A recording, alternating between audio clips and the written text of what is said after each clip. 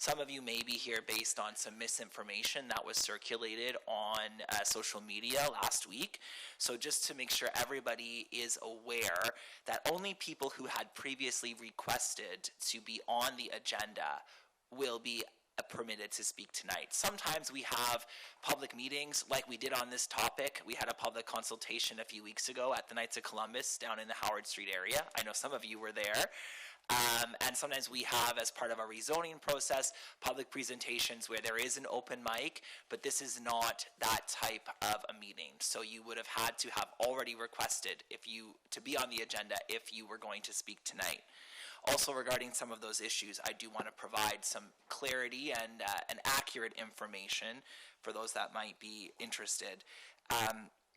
Regarding the splash pad project, the street is being discussed as potentially being closed, partially closed, or remaining open based on anticipating building the splash pad at the former Ian Bailey School property. That project is part of an adopted plan by council, the outdoor rec strategy, and the vision that was presented for the splash pad has also been adopted by council. That outdoor rec plan and the vision for the splash pad were based on public consultations. So the community was consulted on what would happen at that property. Regarding the housing component of what will happen at the future the former Ian Bailey School property, there was a public rezoning process to convert that from institutional to R4 for multi-unit housing development.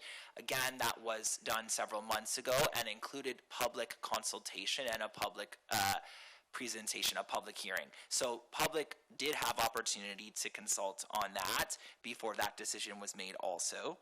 Regarding the LBA closing, of course, the LBA is closing as part of the transition into the new centralized rec facility, which we've just received some donations for this evening.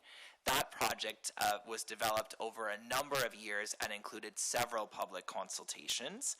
And we're contractually committed to close some of these facilities based on the funding that we receive from the province and the federal government as part of the new Multiplex project. Regarding the Chatham Library, Council has committed to replacing the library, although the plans of how to achieve that are in progress and will be on the agenda at future Council meetings. There has been, though, a public consultation on the library, which just recently wrapped up as well. So tonight's presentations are regarding the options for the closure of the Howard Street Road. And both of the requests to speak at council were made after the meeting that took place at the Knights of Columbus a few weeks ago. Each of the presenters, first Mr. Losier and then the Sullivans, will be invited to speak for up to 10 minutes on this topic. So first is Mr. Losier, and Mr. Losier will invite you to the podium now. Welcome.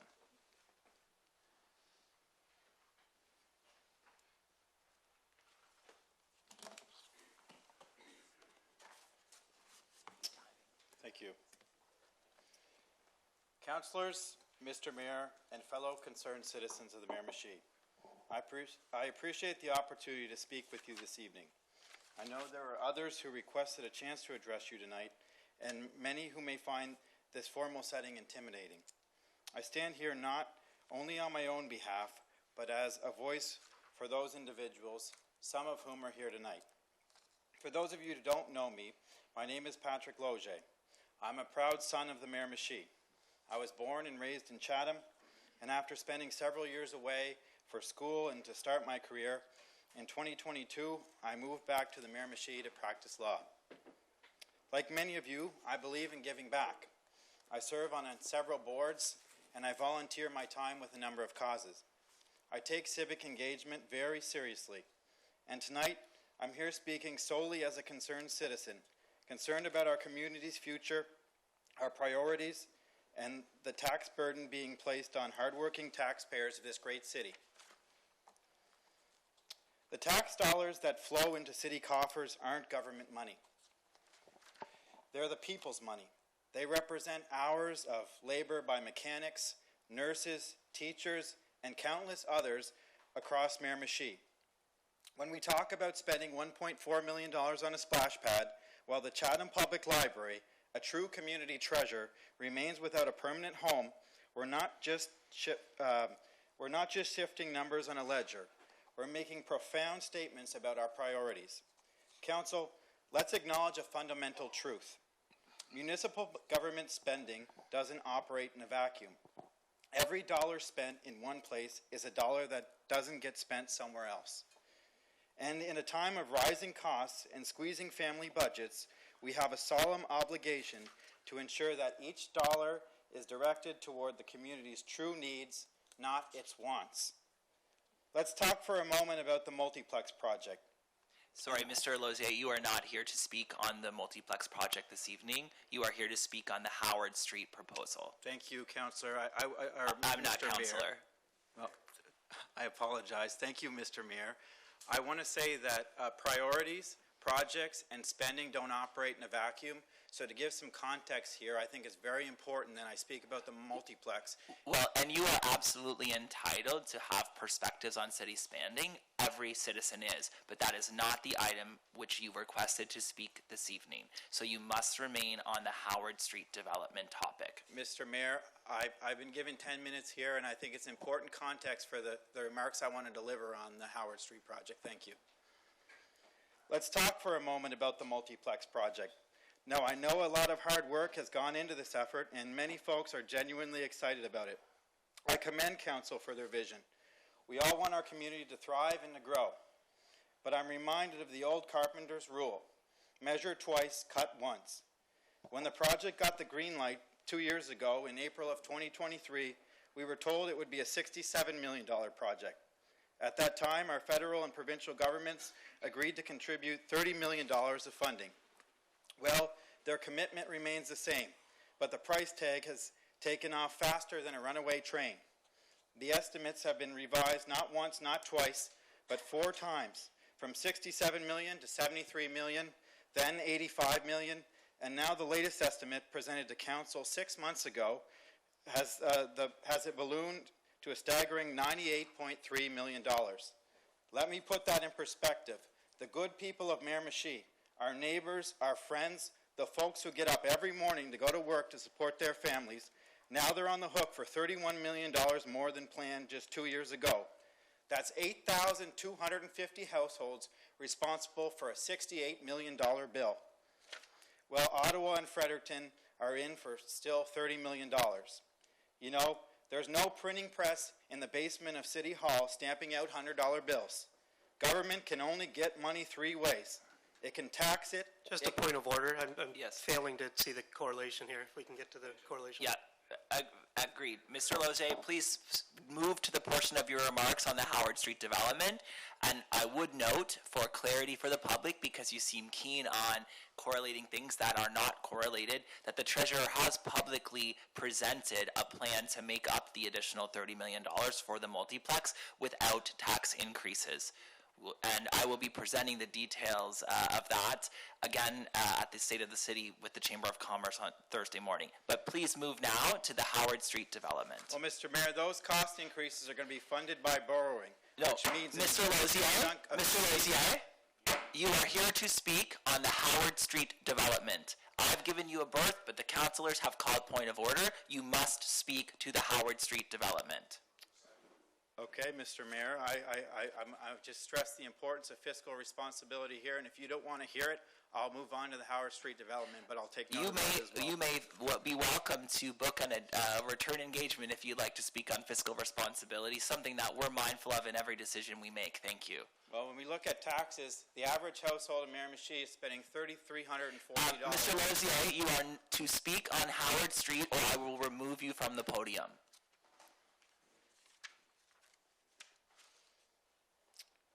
Okay, if you must, let's take a look at the Howard and Henderson Street development. I attended a town hall last month. Plans were presented for a $1.4 million splash pad along with a 63-unit apartment complex and the proposed closure of part of Howard Street.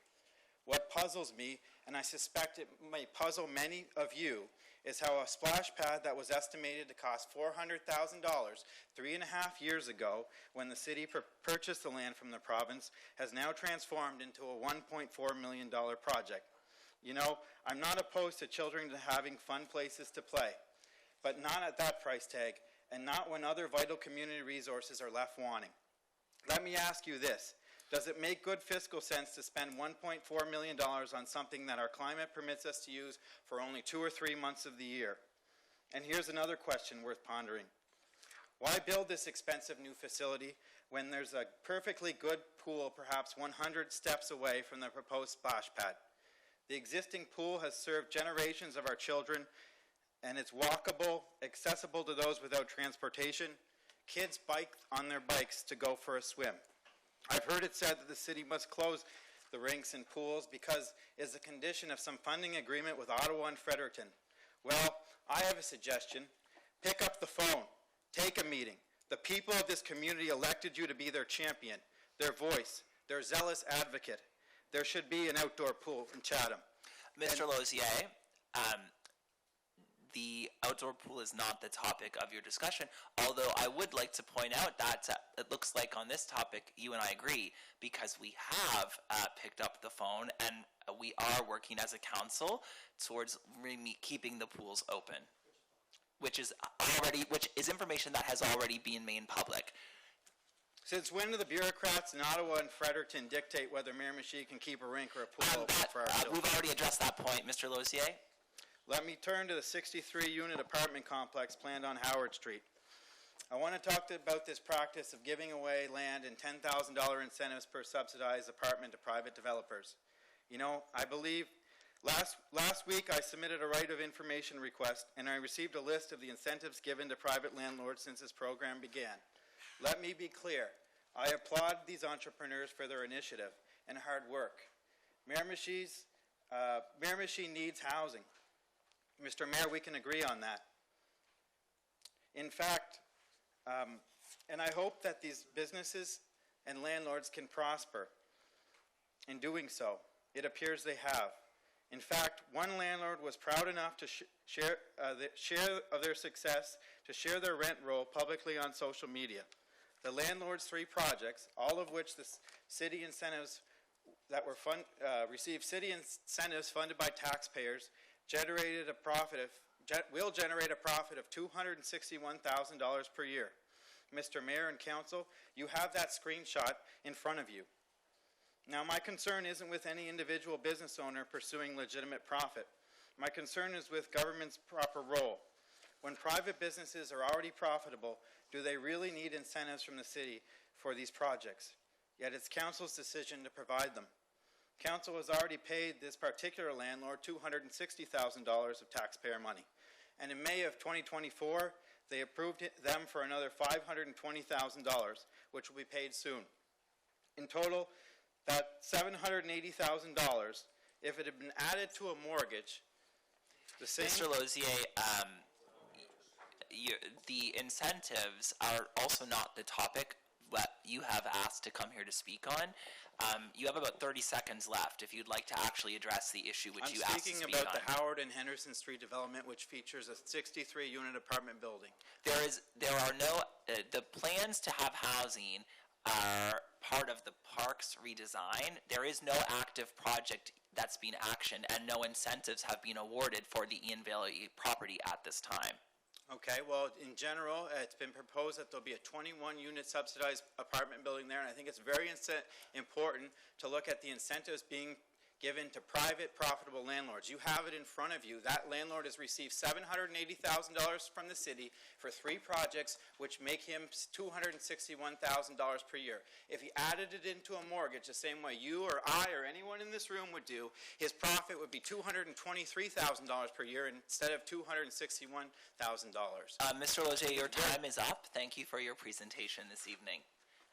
Mr. Mayor. Your time is up, Mr. Losier. Thank you. Thank you. I would also